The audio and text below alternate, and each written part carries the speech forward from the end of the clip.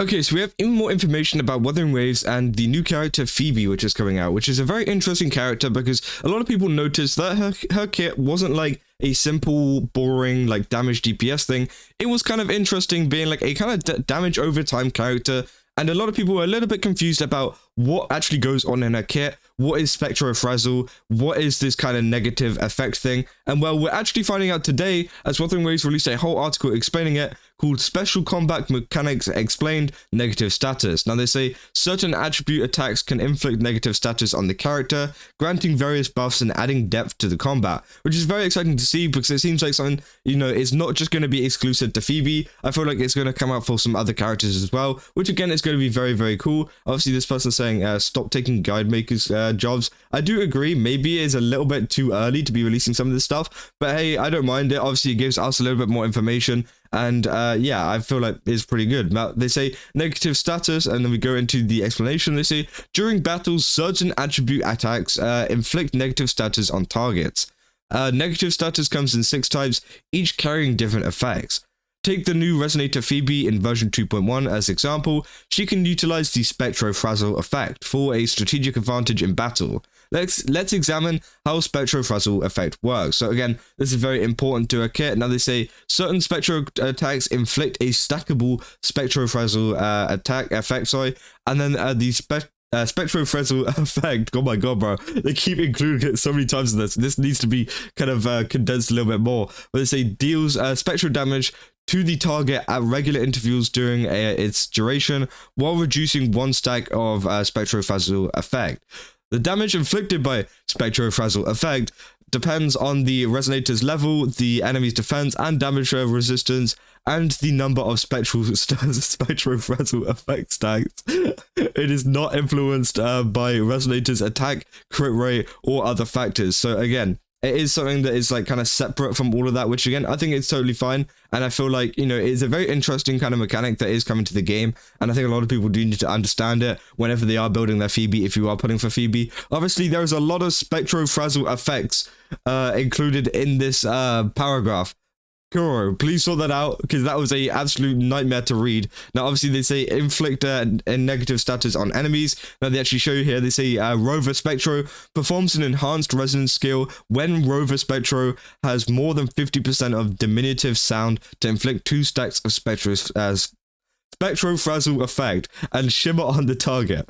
Targets are affected by shimmer retain their Spectral Frazzle effect stacks, even though the effect normally decreases stacks upon dealing damage. Resonance Liberation applies 6 stacks of Spectro Frazzle effect to all targets in range, which again, this is why Spectro Rover is going to be a big part in Phoebe's kit, is because they are one of the only characters in Wuthering Waves that can actually apply this effect so far, and Phoebe's kit is going to be based all around it.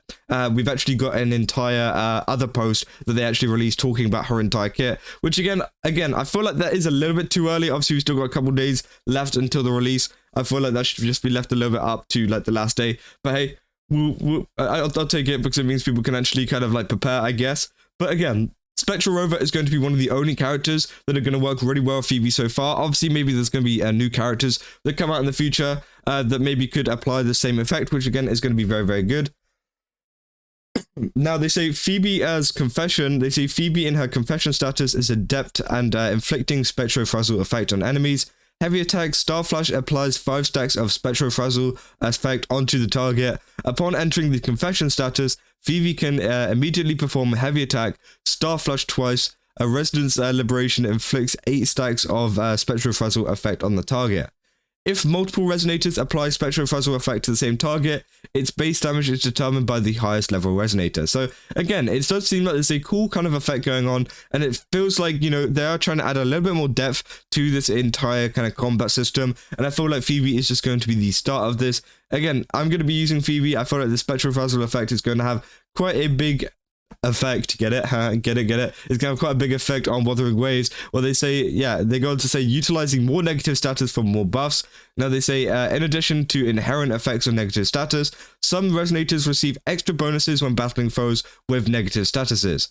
Phoebe's Absolution status. Phoebe in her Absolution status gains increased combat strength against enemies with Spectro Frazzle effect, which again is exactly where this kind of kit comes in, why Spectro Rover is actually so important, why Spectro Frazzle is so important in the first place, why you actually need to use them, because she boosts her damage off the Spectro Frazzle effect. And they say heavy attack, Starflash benefits from an enhanced damage multiplier, and under Absolution status she can perform it 4 times. The outro skill also boasts an enhanced damage multiplier, which again is really, really cool. I love that. And then they say, you know, we've got some Morning Ike stuff, I guess, and they say negative status effects can be enhanced by certain weapons, which are literally the 2 new weapons that are coming out, and also the Nightmare Morning Ikes. And they say Sonata effects and echo skills. Choose your tactics wisely by selecting weapons and echoes that boost your combat effectiveness, meaning that you're going to have to be using the Nightmare Morning Ikes on both of the characters, which again I think is fine. Now obviously they also give us a little bit more information on some of the other ones,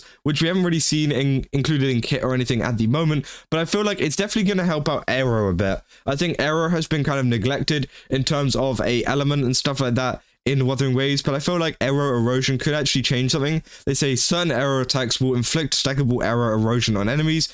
Aero Erosion inflicts Aero damage on the target at regular intervals as long as it lasts, with more stacks resulting in greater damage. So it seems that that is also another kind of damage over time thing. I think a lot of these are. They say Havoc Bane. They say certain Havoc attacks will inflict Havoc Bane on enemies. Havoc Bane accumulates stacks automatically while it remains active. Once it reaches maximum stacks, it deals Havoc damage to target, removes Havoc Bane, and applies Havoc Bane to nearby enemies, which I think is really, really cool. It's kind of like it kind of like spreads out to other enemies, which I think is really, really nice. They say Fusion Burst. Certain fusion attacks will inflict stackable Fusion Burst on enemies.